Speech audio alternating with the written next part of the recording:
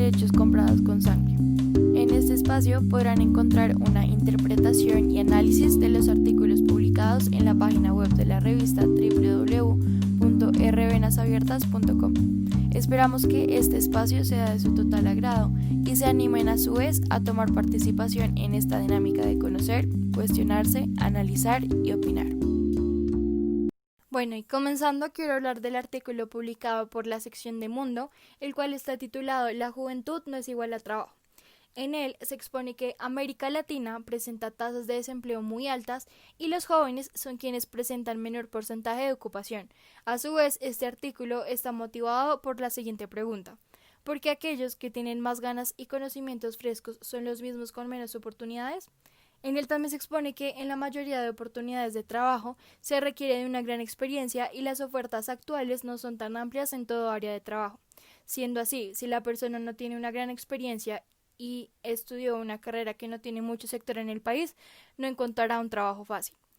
Con esto es una situación que se enfrenta la mayoría de jóvenes y algunos de ellos optan por buscar trabajos que solo requieran del título de bachiller. Hablando puntualmente de Argentina, casi la mitad de los jóvenes no terminan la secundaria a tiempo y esto causa que sus oportunidades de empleo con una buena paga y con una estabilidad laboral sean mínimas. Y a su vez, les pueden ofrecer muchas oportunidades laborales donde o no son felices trabajando o les disgustan las condiciones de trabajo. Y sabes, Tatiana, es curioso pensar que en el mundo Latinoamérica es el que más sufre de esto. Bueno, teniendo en cuenta también en ciertos países asiáticos, pero en general Latinoamérica es el nido donde sacan a los empleados y no precisamente a los jóvenes. Un joven actualmente se tiene que decir, o estudio y me preparo y salgo al mundo sabiendo que muchas personas están en el mismo lugar que yo, no saben qué hacer o si saben qué hacer apenas si consiguen oportunidades laborales y se tienen que dedicar a otras cosas. Y es triste pensar que a pesar de que saliste de bachillerato, hiciste un posgrado, hiciste un pregrado e incluso un posgrado, no vas a saber exactamente si te van a contratar para lo que estudiaste. Si llegas el día en que, por ejemplo, ya saliste de la universidad o del colegio, lo que sea, y te quedas sin nada, es como le dediqué tanto tiempo al estudio para esto, es triste pensar en eso. O los jóvenes que salieron del colegio y dijeron, bueno, yo ya tengo mi título de bachiller y vámonos a trabajar. O sea, ¿esa es tu mayor aspiración o es lo que el mundo te ha dado para la inspiración? Sí, Santiago, y precisamente a este punto era donde yo quería llegar, puesto que, como tú dices, es la aspiración de muchos jóvenes de poder terminar sus estudios académicos y poder, llamarlo tú, ya sea ayudarle a tu familia, poder contribuir a lo que son los gastos de la casa, pero muchas veces no se encuentran oportunidades de trabajo e incluso la misma necesidad de algunos jóvenes o niños no los deja terminar incluso lo que es la vida escolar. O sea, niños de 8 o 9 años que ya están en las calles pidiendo plata, o los niños del campo que trabajan desde que tienen 6 7 años, porque no ven una oportunidad más allá de tener que trabajar desde pequeños para poder generar ingresos y a su vez, vuelvo y reitero, la oportunidad de acceder a la educación en este país no es un derecho asegurado para todas las personas. Bueno, en Argentina la tasa del desempleo del año 2019 era alrededor del 10% de la población, de la cual casi la mitad eran jóvenes, y con la pandemia el desempleo ha incrementado en gran forma. En este momento quiero como contrarrestar los datos que tenemos de Argentina y de Colombia, y se conoce que en el 2020, en junio, la tasa de desempleo fue de un 19.8% y la de mayo, siendo la mayor como cifra histórica, siendo un 21.4%. Bueno, para todo el mundo es de conocimiento que la pandemia causó como una caída en la economía global y esto a su vez la pérdida de muchos trabajos. Y en Colombia antes sí no habían oportunidades de empleo para todas las personas que lo necesitaran, aún más, porque muchos sectores cerraron, muchas empresas han quebrado, restaurantes, de tiendas, centros comerciales, muchas cosas que han afectado a lo que es la vida colombiana y la tasa de desempleo. Bueno, y el artículo cierra con que los jóvenes con nuevas iniciativas deberían tener la oportunidad de trabajar en diferentes ámbitos sin la necesidad de tener mucha experiencia. Bueno, en este punto me sale la idea de que muchas veces la gente sale de su universidad con la idea de querer que le paguen un salario bueno.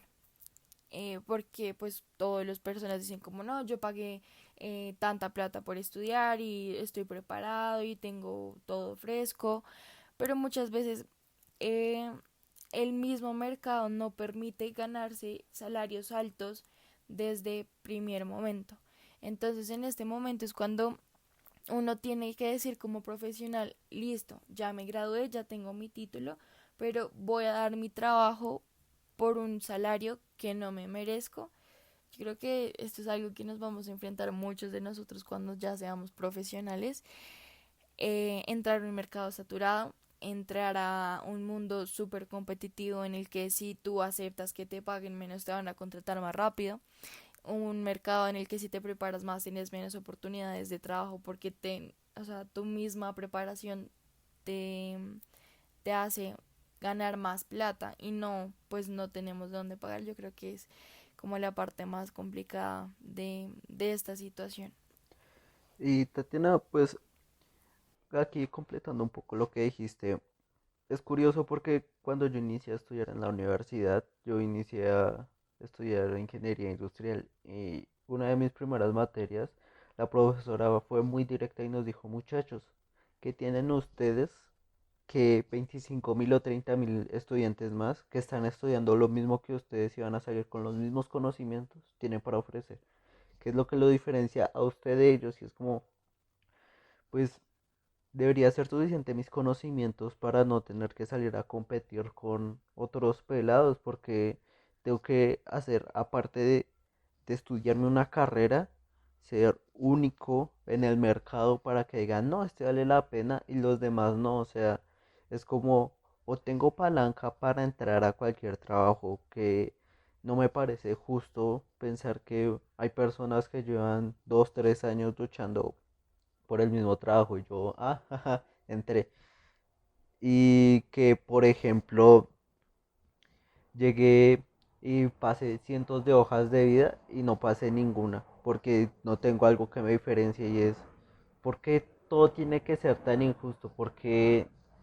las personas se matan estudiando y no llegan a tener un trabajo digno para lo que te mataste estudiando, en cuyo caso dices, entonces, ¿para qué estudié si terminé haciendo lo mismo que terminaría con un título de bachiller? O entras por palanca sin haber aprendido nada realmente y sin saber qué es el esfuerzo. Y es como, parce, esto es Latinoamérica, esto es el poco estudio que tenemos, que merecemos. Si las personas que no tienen los recursos o el círculo social adecuado para conseguir un trabajo, entonces me quedo sin hacer nada, me muero de hambre y eso es triste. Bueno, pues yo creo que la pandemia, pues nadie estaba preparado para una pandemia de este tamaño, como de este nivel de contagio tan alto. Y obviamente las medidas tomadas por el gobierno como que pararon en muchos aspectos la revolución que estábamos viviendo. Pero también conozco de que han habido unas marchas, no sé exactamente cuándo, pero digamos unas marchas indígenas que llegaron por fuera de Bogotá y llegaron a Bogotá. Pero pues en este momento de pandemia la gente dice como yo para qué me voy a exponer afuera mi propia salud y mis cosas para luchar por algo que puedo hacerlo después. Yo creo que así es como lo puede estar pensando la mayor parte de la gente. Pero también creo que como tú dijiste anteriormente, no creo que como los espacios que se abran para los jóvenes en este momento para hacer saber sus inconformidades tengan la misma incidencia que tuvo como en la población colombiana como lo fue el paro nacional del año pasado. Yo creo que porque es que acá en Colombia a veces como que todo toca la mala y entre más ruido se haga en las calles, más aceptación y más se va a escuchar pues en el país como tal. Entonces yo también tengo conocimiento de algunas páginas o redes sociales como lo son Escudos Azules o Primera Línea, que también se encargan como de denunciar todo lo que ha estado pasando y más aún en tiempos de pandemia, porque pues ahora todos los medios de comunicación están centrados que en contagios y cifra de muertos y cifra de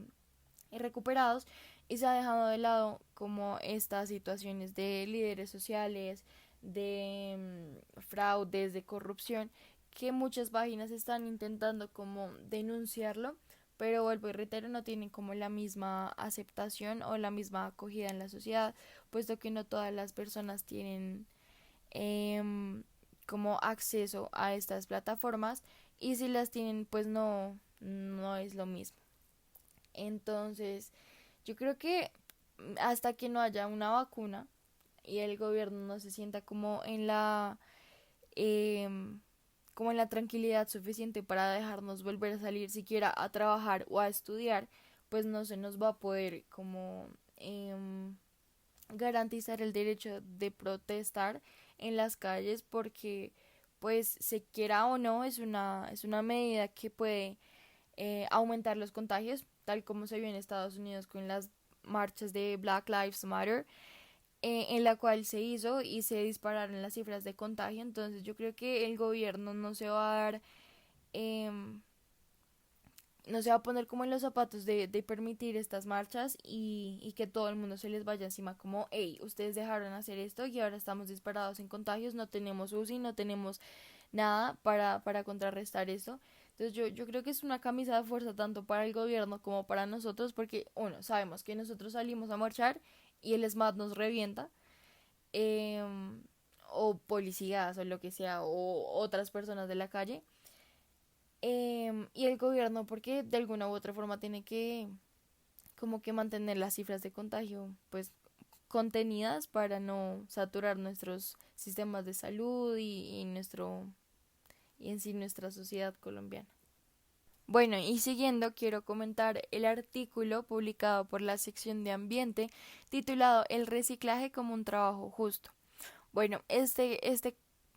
artículo está motivado por la siguiente pregunta. ¿A qué juicio falto de justicia se debe que la humanidad y la condición de vida de una persona se distinga desde vistas estéticas? La respuesta que se encuentra en la columna es que al de la ignorancia y el afán de belleza. Bueno, este fue un relato en el cual se exalta la función de los recicladores de la ciudad, quienes en muchas ocasiones son tachadas con sobrenombres. Y a su vez, esta misma nos hace cuestionarnos acerca de las clases sociales, nuestras oportunidades y el por qué nos creemos dignos de poner un sobrenombre a una persona que encuentra su sustento de vida en diferentes formas a las que nosotros tenemos. Bueno, los recicladores se encargan de recuperar el material que puede ser aprovechado, y lo mejor de esto es que nosotros como colombianos podemos ayudarlos en su trabajo sabiendo separar los residuos como los plásticos, los materiales orgánicos, el papel, el cartón, los electrodomésticos, y haciendo esto pues ayudamos a los recicladores y también al medio ambiente. Bueno, en mi punto de vista y en mi opinión personal, en el colegio teníamos como una campaña de reciclaje que se llamaba Recisol, que es reciclaje solidario. Entonces se manejaba como un tipo como de competencia en todos los grados, en el cual el grado que más como que llevara reciclaje bueno a un laboratorio de biología que teníamos, como que ganaba puntos para otras actividades, o se ganaba una pizza o ponqués o cualquier cosa, pero la idea era incentivar el reciclaje en el colegio, y con lo que se recuperaba o con lo que se recogía se ayudaba a una familia del Codito, si no estoy mal, que quedaba ahí al lado del colegio, que era una familia recicladora, la cual pues recogía todo lo que el colegio daba, y esta era como su forma de vida. Entonces el colegio ayudaba a estas personas a pues a recoger para que ellos tuvieran como más ingresos. Entonces yo creo que esta era una campaña muy buena que no tuvo la acogida suficiente en el colegio porque pues me incluyo, no éramos como muy fan de reciclar y de tomarnos el tiempo en serio de hacer la separación de vida, sino simplemente era como, ah, listo, no necesito este papel, lo pongo en la caja de reciclaje aunque sirva o no. Entonces yo creo que más que todo se necesitan de campañas de concientización eh, a nivel grande, un nivel que pueda abarcar una gran parte de la sociedad, en el cual se le enseña a la gente a reciclar, pero hacerlo de una manera fácil. No de, ok, tienes que tener 4 bolsas diferentes de colores en las cuales tienes que lavar todo lo que uses y echarlo porque la gente le va a dar pereza. Entonces yo creo que voy al mismo punto como campañas de concientización, como lo que hizo el Transmilenio en alguna oportunidad, de que era que tú dabas botellas de plástico y te daban créditos en las tarjetas del SITP. Y también, bueno, eso como campañas de concientización para el reciclaje, pero también hacia las personas que ejercen como esta labor. Porque muchas veces, como se dice en la columna, son tachados y de alguna u otra forma se despersonalizan porque dejan de ser ellos mismos y pues son tachados. Entonces yo creo que es más que todo darse cuenta de que estas personas ayudan a lo que es pues el reciclaje en la ciudad y es su forma de vida. Entonces yo creo que no es tanto eh, juzgarlos o huirles, sino tener un poco más de empatía porque pues son personas como nosotros que también sienten y que de alguna otra es su forma de vivir y yo creo que nadie en este mundo como que es su aspiración de vida, no, voy a ser un reciclador, sino que muchas veces es como una situación de vida y de como de familia de la que muchas personas no pueden salir y es su única como opinión o su única forma de salir adelante es trabajar en lo que tu familia ha hecho toda la vida. Tienes toda la razón, Tatiana. O sea, poniéndonos a pensar en situaciones más que nada en Colombia, es como yo no yo nací y donde nací me ha identificado toda la vida. O sea, nací única y exclusivamente para reciclar. Y ese es el contexto de muchos niños de la calle prácticamente. Hay personas que su única ocupación es ser recicladores y solo por eso ya son condenados a que todos sus hijos sean lo mismo. Porque en contexto social a estas personas se les ha enseñado que no tienen derecho a pensar, que no tienen el derecho a decir, ok, nací aquí pero puedo llegar a las estrellas. Nunca les dieron esa oportunidad, sus oportunidades son, te damos una carretilla y ya. Eso es a todo lo que puedes llegar a aspirar única y exclusivamente si tus padres fueron recicladores. Si querías estudiar, no, porque tus oportunidades quedaron condenadas en el mismo momento en que naciste. Y es triste pensar que muchos niños se van a ver condenados a simplemente ser un reciclador mal pagado que tan siquiera va a tener para comer y vivir del día a día. Es como, ok, ¿por qué tenemos que condenar a alguien simple y exclusivamente por dónde nació o por quién es? Y tocando un poco lo del reciclaje, siento que se necesita llegar a algo que los niños disfruten, que sea entretenido para ellos, porque si un niño lo considera entretenido con el tiempo,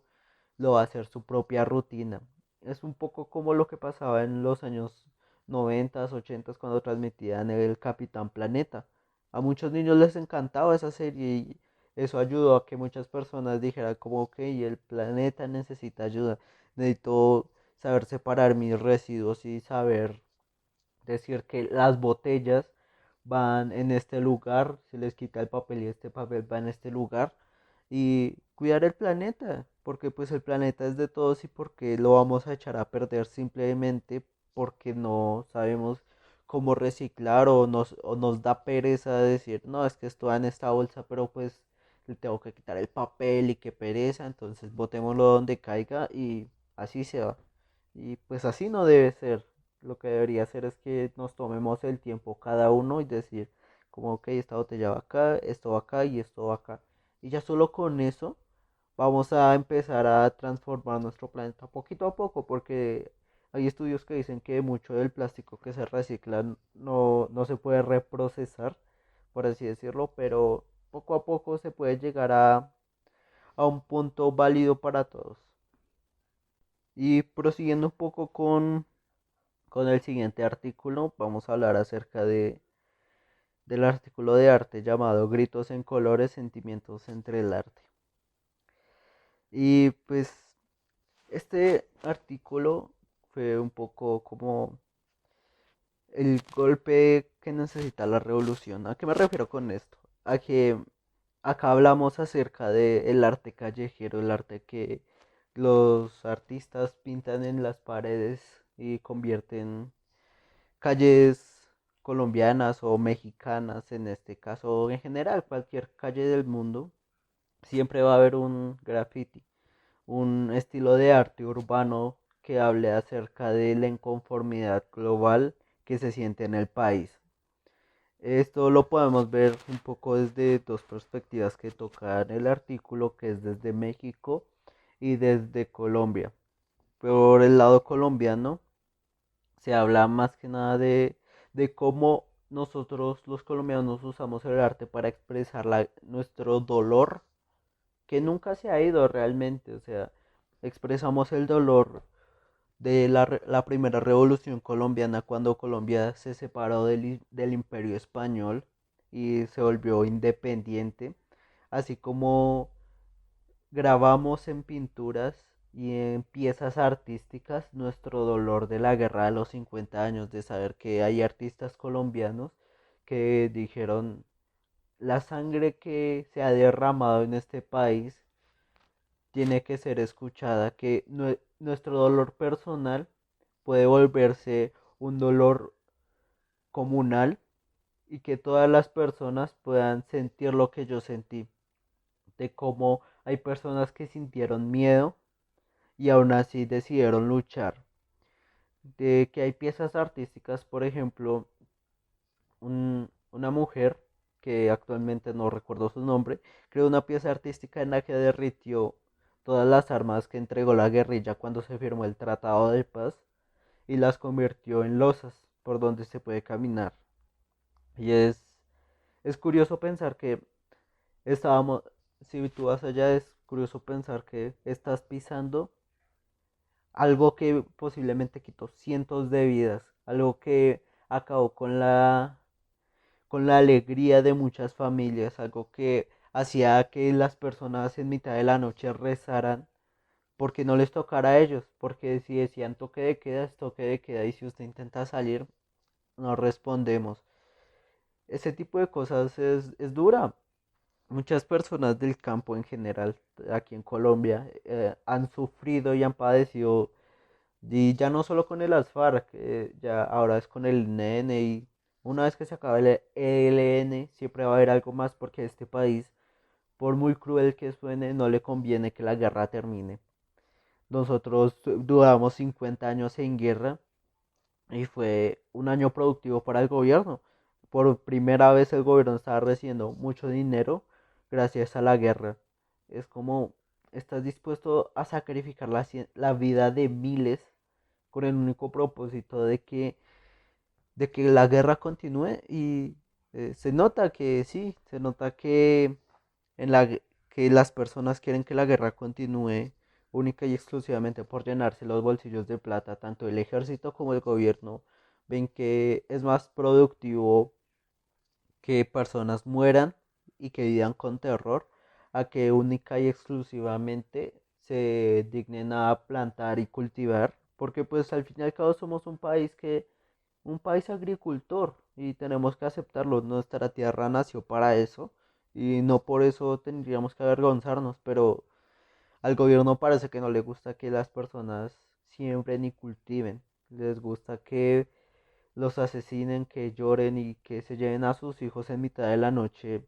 y recen porque no los maten, sino que los conviertan en soldados. Y por desgracia el círculo va a continuar hasta que decidamos ponerle un alto. Por otro lado, podemos tocar el arte urbano mexicano, que es el graffiti, que es su grito de inconformidad hacia hacia la inequidad, hacia incluso el racismo, hacia todo aquello que no está bien. Los mexicanos, por el poco contexto social que tengo, ellos han sido victimizados por el racismo en general. Estados Unidos y México actualmente están en una lucha muy fuerte porque Estados Unidos no quiere a sus inmigrantes y es la forma de racismo más básica que existe, donde donde tengo que salir de mi tierra para conseguir algo mejor y que todos los de mi familia vivan bien, pero a donde quiero ir voy a ser odiado y juzgado únicamente porque nací en mi tierra, porque soy latino y porque soy latino, entonces tengo que ser o cocalero, o marihuanero, o una mula, o sin un traqueto. Esas son mis opciones de vida, básicamente. O voy allá a que me juzguen porque nací en Latinoamérica, o no me van a juzgar porque van a tener miedo de que yo tenga o un arma o venda drogas. Ese es el contexto donde estamos, donde lo único que exportamos son artistas que hablan acerca de cómo mi país es farras, propiamente dicho fiestas o como se le conozca en sus países, y droga. No, no existe nada aparte de eso, donde soy latino y vendo drogas o cargo drogas o la policía me puede parar, me puede golpear y yo no puedo decir nada porque no tengo derechos. Me despojé de mis derechos humanos al parecer cuando crucé la frontera. Y es curioso pensar que alguna vez fuimos un continente porque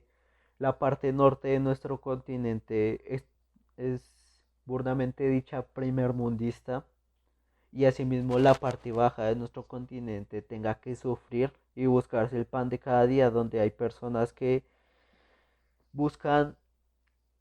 la comida incluso en las canecas de basura. Y a la parte norte no le importa, porque si alguna vez fuimos hermanos, ahora tenemos que estar tan separados. Bueno, yo creo que lo más curioso de esto entre México y Estados Unidos es que, bueno, yo tuve la oportunidad de estar fuera del país, pues, en Estados Unidos,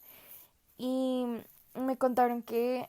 gran parte, o sea, más de la mitad de Estados Unidos antes pertenecía a lo que es México. Llámalo California, llámalo, bueno, en este momento no me acuerdo más, pero por esto es que muchos de los estados de Estados Unidos tienen nombres como en español. Entonces, es curioso saber que muchas de estas personas que todos sus ancestros y todo lo que conocen de su vida ha estado en Estados Unidos, pero simplemente ahora con con ese racismo que hay, los quieren sacar de lo que era de ellos, con un territorio que siempre ha sido de ellos y que no, que ahora hace parte de Estados Unidos y que ustedes ya no son bienvenidos acá y no sé, me parece muy curioso eso. Pero pues sí, yo creo que el arte es una excelente herramienta para expresar muchas cosas. Y, y lastimosamente en Colombia y en México, mucha gente que dice sus inconformidades termina muerta, pues la violentan, o es callada, o bueno, muchas cosas que no deberían pasar porque pues tenemos derechos y no se nos pueden vulnerar porque pues, o sea, no es justo. Entonces yo creo que el arte es como una forma en la que mucha gente puede decir lo que, lo que no le salen con las palabras. Entonces, llámalo canciones, llámalo pinturas, llámalo prendas de vestir, lo que sea. Todo eso son muestras de lo que sentimos, de lo que llevamos dentro, de quiénes somos. Y es muy bonito poder, no sé, ir a la Candelaria y pasar por el tour de grafitis que hay y conocer la historia de cada uno de ellos e ir mucho más allá de lo estético, ay, ese graffiti, los colores y la técnica, sino conocer qué significa ese graffiti. Por ejemplo, el que hay en la Candelaria, que es una mujer indígena que tiene pues una historia muy grande y mucha gente va allá y la conoces por la mujer indígena, por los colores, por la técnica, pero no conocen más allá. Entonces yo creo que más que todo es como una invitación a conocer lo que es el arte a investigar más allá de lo estético y a reconocernos en eso, a reconocernos en nuestra cultura, a reconocernos en el arte y poderlo usar como una herramienta a favor de nosotros, poder usarlo y poder hacer ver muchas cosas que no podemos así tan fácil porque pues nos ponemos en peligro a nosotros mismos. Entonces convertir eso que nos hace daño en arte y poder invitar a muchas más personas a ser parte de él y,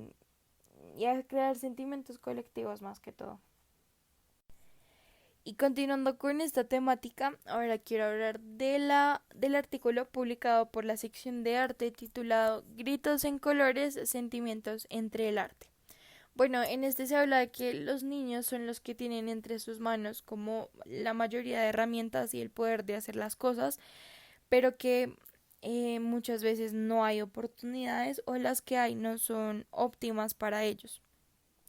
Entonces, bueno, se habla de que la falta de oportunidades y el potencial desperdiciado crean distintos tipos de obras que podemos apreciar. Entonces, unas son las que tienen una crudeza y que están enfocadas en las sociedades y sus problemáticas, teniendo un carácter crítico y político, y otras con unos contextos ocultos de fondo, con una mirada introspección enfocada en la manera en la que un todo afecta al individuo.